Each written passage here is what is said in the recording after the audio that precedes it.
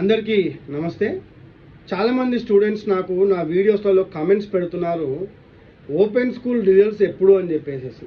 అంటే చాలామంది sir open school inter results ఎప్పుడు, ఎస్ఎస్సి రిజల్ట్స్ ఎప్పుడు అని చెప్పేసి అడుగుతున్నారు.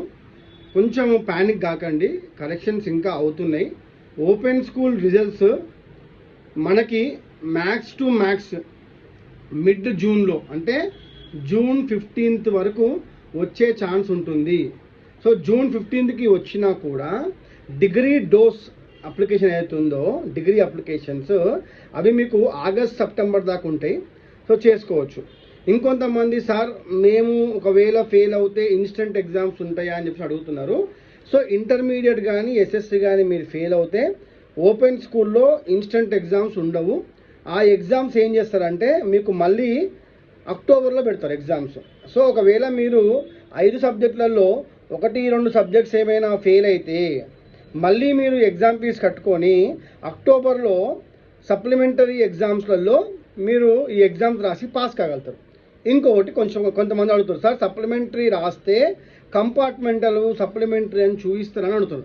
ఓపెన్ స్కూల్లో మీరు ఎగ్జామ్ ఎన్నిసార్లు రాసి పాస్ అయినా సరే మీ సర్టిఫికెట్లో ఎటువంటి కంపార్ట్మెంటల్ పాస్ అని చెప్పేసి రాయరు. ఓకేనా? అదొకటి. ఉట్టి పాసింగ్ ఇయర్ ఒకటి వస్తుంది అంతే మీకు మీ సర్టిఫికెట్లో. రెండో పాయింట్, ఎస్ఎస్సి పాస్ అయిన వాళ్ళు కూడా రెగ్యులర్ ఇంటర్మీడియట్ జాయిన్ కావచ్చు.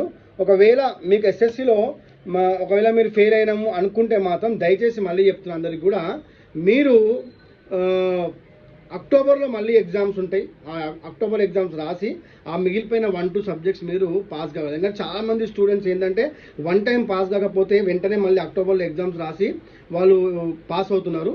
సో రిజల్ట్స్ వచ్చేసి మీకు మిడ్ జూన్లో, జూన్ 10th తర్వాత ఎనీ టైం మీకు ఓపెన్ స్కూల్ రిజల్ట్స్ వస్తాయి. So wait for the results. Hope మంచి రిజల్ట్ వస్తుందని చెప్పేసి ఆ భగవంతుణ్ణి ప్రార్థిస్తూ అందరికి కూడా హ్యాపీ మార్నింగ్.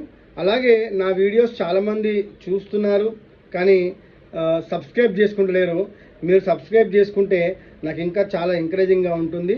ఇంకా వీడియోస్ చేయాలి అని చెప్పేసి మాకు కూడా అనిపిస్తుంటుంది. కాబట్టి నా ఛానల్ని సబ్స్క్రైబ్ చేసుకుంటారని చెప్పేసి కోరుకుంటూ మీ శ్రీకాంత్ అంకం.